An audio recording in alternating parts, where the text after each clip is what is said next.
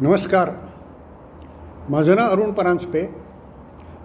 आज मी आपणासमोर श्री मंगेश पाडगावकर यांच्या काही कविता सादर करण्याचा प्रयत्न करणार आहे. त्यांच्या कविता या अत्यंत आयुष्याला उभारी देणाऱ्या आणि पॉझिटिव्ह विचाराने भरलेल्या असतात, हे आपण सर्व जाणता. तर त्यांना वंदन करून या कविता मी आपल्यासमोर सादर करीत आहे. या जर आपल्याला आवडल्या तर आपल्या मित्रपरिवाराला आपण फॉरवर्ड करा. श्री मंगेश पाडगावकर यांची पहिली कविता मी आपल्यासमोर सादर करीत आहे. तिचं नाव आहे जगणं म्हणजे काय. तिचं नाव आहे जगणं म्हणजे काय. आत आपुल्या धरा झुळझुळे निळा निळा स्वच्छंद. जगणे म्हणजे उधळीत जाणे हृदयातील आनंद. जगणे म्हणजे उधळीत जाणे हृदयातील आनंद. घनधारातुनी खयाल ऐकतो रंगुनी मल्हाराचा. घनधारातुनी खयाल ऐकतो रंगुनी मल्हाराचा. बघता बघता मोर पिसारा साऱ्या संसाराचा. बघता बघता मोर पिसारा साऱ्या संसाराचा. मनात पाऊस बरसे उधळीत. मनात पाऊस बरसे उधळीत मातीचा मधुगंध. जगणे म्हणजे उधळीत जाणे हृदयातील आनंद. दुःखाला आधार नको का तेही कधीतरी येते. दोस्त होऊनी हात आपुला आपुल्या हाती घेते. दोस्त होऊनी हात आपुला आपुल्या हाती घेते. जो येईल त्याचे स्वागत दार कधी ना बंद. जगणे म्हणजे उधळीत जाणे हृदयातील आनंद. आता तिसरं कडवं. झाडाची झुलणारी फांदी कधी लावणी भासे. झाडाची झुलणारी फांदी कधी लावणी भासे.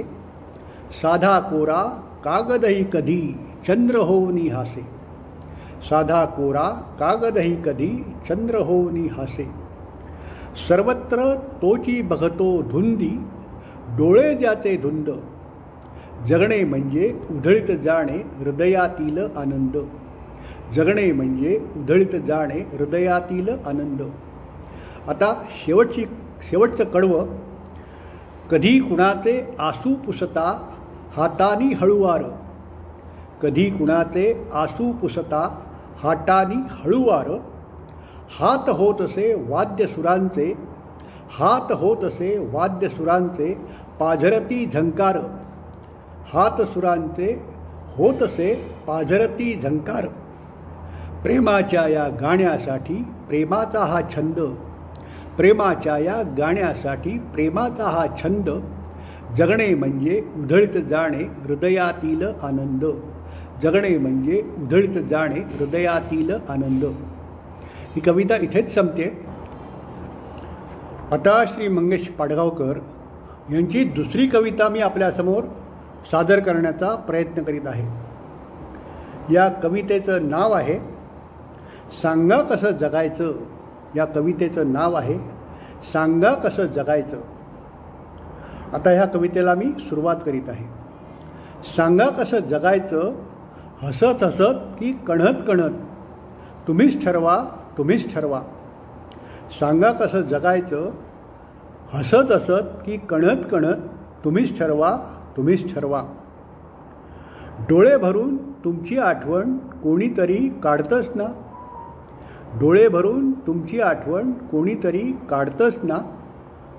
ऊन ऊन दोन घास तुमच्यासाठी वाढतंच ना. ऊन ऊन दोन घास तुमच्यासाठी वाढतंच ना. शाप देत बसायचं की दुवा देत हसायचं. शाप देत बसायचं की दुवा देत हसायचं. तुम्हीच ठरवा तुम्हीच ठरवा. सांगा कसं जगायचं तुम्हीच ठरवा तुम्हीच ठरवा. काळ्या कुट्ट काळोखात जेव्हा काही दिसत नसतं. काळ्या कुट्ट काळोखात जेव्हा काही दिसत नसतं. कोणीतरी तुमच्यासाठी दिवा घेऊन उभा असतं. कोणीतरी तुमच्यासाठी दिवा घेऊन उभा असतं. काळोखात कुढायचं की प्रकाशात न्हायचं. तुम्हीच ठरवा तुम्हीच ठरवा. सांगा कसं जगायचं तुम्हीच ठरवा तुम्हीच ठरवा. पायात काटे रुतून बसतात हे अगदी खरं आहे.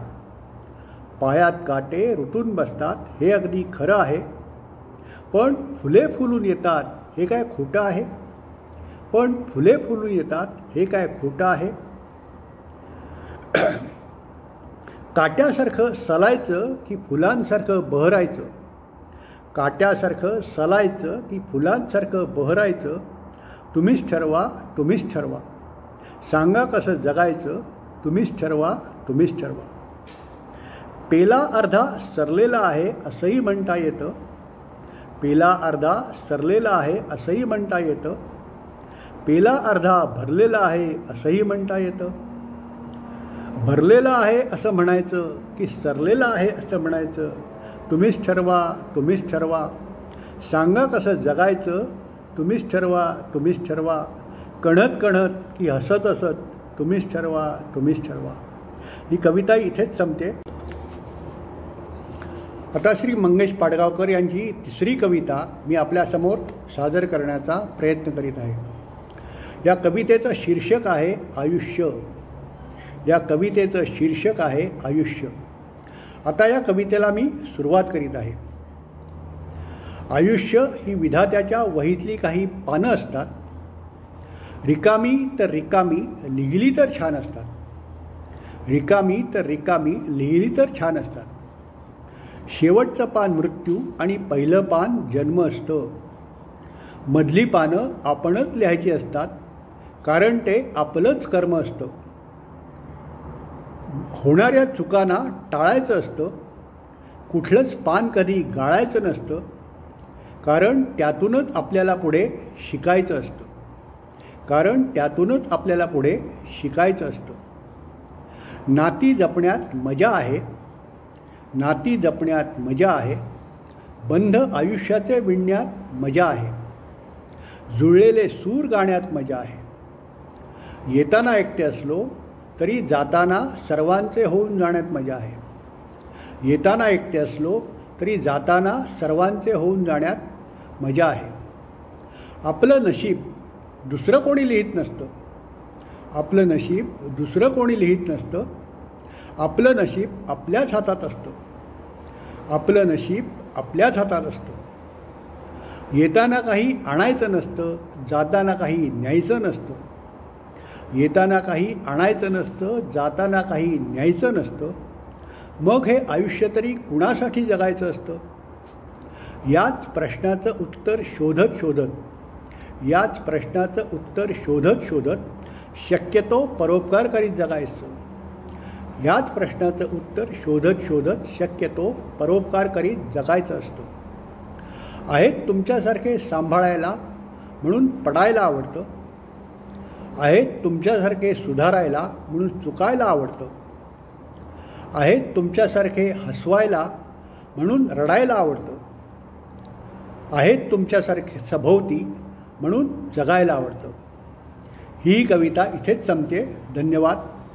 या सर्व कविता जर आपणाला आवडल्या तर आपण आपल्या मित्रपरिवारांना फॉरवर्ड करा. धन्यवाद.